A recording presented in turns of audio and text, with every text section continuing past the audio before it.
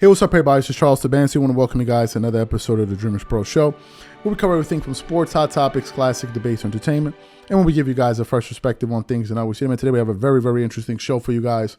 But before we get into it, please make sure you like the video. And also, if you want to follow me on Instagram, my name is Charles Tabansi. My handle is CTABANZ. If you want to follow the channel, same name as the channel, DREAMERSPRO on Instagram. And also, if you want to check out today's full show before it comes out, be sure to check out the DREAMERSPRO podcast that we have pinned in the comment section below. Let me get into this topic here. Now, I try my best to not produce topics on silly things, but what happened was, there's some Kobe Bryant haters out there, and these guys never give it a rest. So what was happening was there was an interview that's still ongoing on Vlad TV featuring Tim Donaghy, the crooked former NBA referee. So what happened? They were there and they were talking about a bunch of different things. And then it came a part where they were talking about Kobe Bryant. And in this part, some people, Vlad was asking, Vlad seems to be totally clueless about the NBA, which is incredible. He was asking him all of these questions. And basically, Tim Donaghy was talking about how the NBA would basically send a memo to them for certain things about Kobe Bryant, like, watch this, watch that, watch that. So I thought it was a non-story because I thought it was so stupid, because what he was explaining was something that would benefit everyone. But for whatever reason, there are a lot of morons out there that felt like they got you. Like, oh, look, we got you. I don't even understand why we attract these people, but whatever. They thought they got something when in reality, they got nothing. So I was like, I'm not going to talk about this. But then some people started, saying this and saying that, and I made a post on the community, and people thought they were saying something innovative. So I said, you know what, let me try to touch on this topic here to kind of put this thing to rest, because some people thought they were being clever, and in the end, they were not being clever whatsoever. So Tim Donaghy was known for, affecting games and, doing some pretty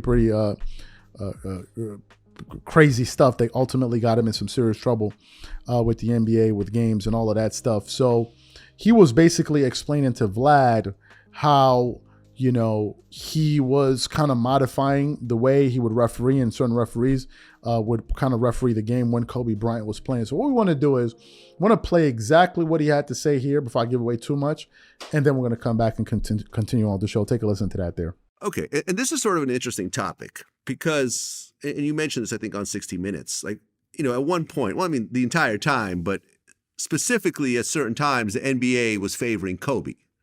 So what kind of message would they tell the refs in terms of, make sure you call every foul and make sure that he's always, there to shoot extra points and so forth?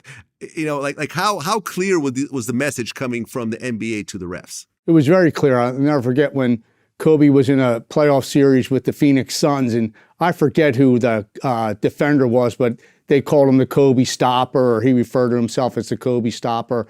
And they would show us video of games previously of plays that fouls weren't called, of this guy holding him or defending him too strongly. And they wanted freedom of movement because they wanted higher scoring in these games. So they would show you plays and say, this was a foul that was missed, and these three referees missed this play. Make sure you don't let this happen tonight. Make sure you call this when this happens. And that's how they would program and train the officials in the next game to have more freedom of movement and have Kobe Bryant have the ability to score more points and do well. So they're basically telling you to give Kobe an advantage and people that were covering him a disadvantage in a way. Exactly. I remember the guy's name. His name was Raja Bell, very good defender in the league, and a guy that would defend Kobe very well. And they would just show you a lot of plays of him defensively and saying these plays should have been called a foul, and they weren't. And these referees had a low score officiating-wise because they missed this call. So make sure you call it tonight. And you as an official wanted to get the highest grade possible, because that would mean you would advance up the ladder and have more playoff games and make more money. So you would go out and call it. Did that sort of bother you in a way? Because, this is sort of point fixing to a certain degree, if you really think about it. Coming from, the top of the NBA. Did it bother me? No, because, you wanted to do the best job you could do, and you were going to go out and do what any employer would tell you to do. And you wanted to progress up that ladder and be one of those officials that refereed the NBA Finals. So you went out and did whatever they told you to do. And in their mind, they were telling you it's what's good for the game because it's going to open this up. Nobody wants to come to an NBA arena and see a game of 85-80. They want to see a flow of it going up and down the floor, lots of points being scored, and a guy like Kobe Bryant or LeBron James or one of the stars in the NBA, putting in 35 points and flying up and down the floor. So you heard what he had to say. Now I want to take my time with it. I don't understand how this is a got you moment when what he said was quite straightforward. He said, and I don't believe you need to be out of high school to be. I don't think you need to be older, have an intellect greater than that of a high school person to be able to understand this. And somebody that watches basketball. He said, you don't need a college degree to figure this one out. He said, there were a lot of games where we were watching the game and the NBA will come to us and say, hey, there this defender was grabbing Kobe. There that defender was fouling Kobe. You missed that. You missed this. You missed that. You missed this, right? He brought up Raja Bell. For the people even commented on Kobe, you don't even know the hell who Raja Bell is. Raja Bell was one of these players that Kobe Bryant used to go back and forth with. And in a playoff game, Raja Bell, because he couldn't guard Kobe, he clotheslined him. In a playoff game. He clotheslined him. In a playoff game. And he was talking about the physical defenses that teams were playing on these scores, and what the NBA was pushing for was more freedom of movement because they were tired of seeing low-scoring games. These idiots were trying to make it seem like as if they revealed some type of upper hand that Kobe Bryant had. These guys are idiots. All of them are idiots. All of them. Tim Donaghy admitted that he was betting on games he officiated in 2003, 2004, 2005, 2006, 2006, 2007, and 2007. Good. Let's go look at the other scores that year, and let's look at what they were averaging in those seasons in terms of free throw attempts. Let me see, Tracy McGrady. Let's look at Tracy McGrady in 2003. Tracy McGrady was averaging about 9.7 free throws a game attempts. 2003, 7.5, 7.1, 7.1. He was attempting a lot of shots that year too. Let me look at Allen Iverson. How many free throws is Allen Iverson attempting those years? He was attempting what?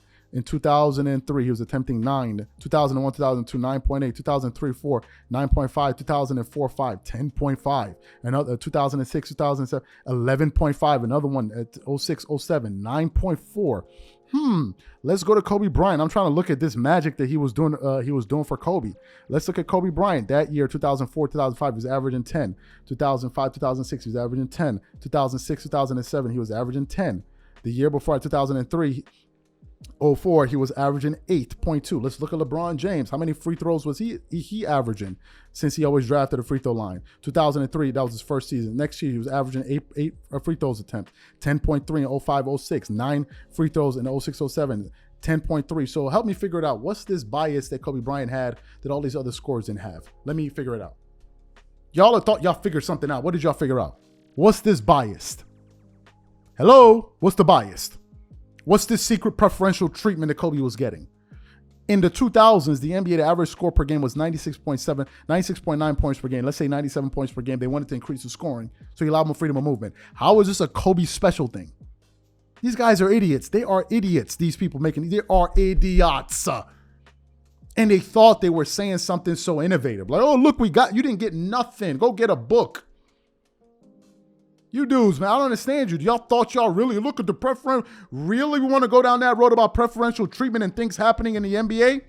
We want to do that? Players getting suspended out of finals games for just saying words of the players? Really? Talking about the person from the NBA office heard him in a packed arena, heard him shout it? Are you freaking kidding? We want to go down that road? Please stop with the stupidity. Y'all are lame-os, bozos. Bunch of dweebs running around thinking y'all saying something. Just stop. Hey, look, the NBA was doing something. Look, they were doing something. Cut it out. All of these dudes were benefiting from calls. What are we talking about? Y'all making it seem like it was a Kobe thing. These dudes, y'all are super lame, man. Super lame. Good Lord. I'm out.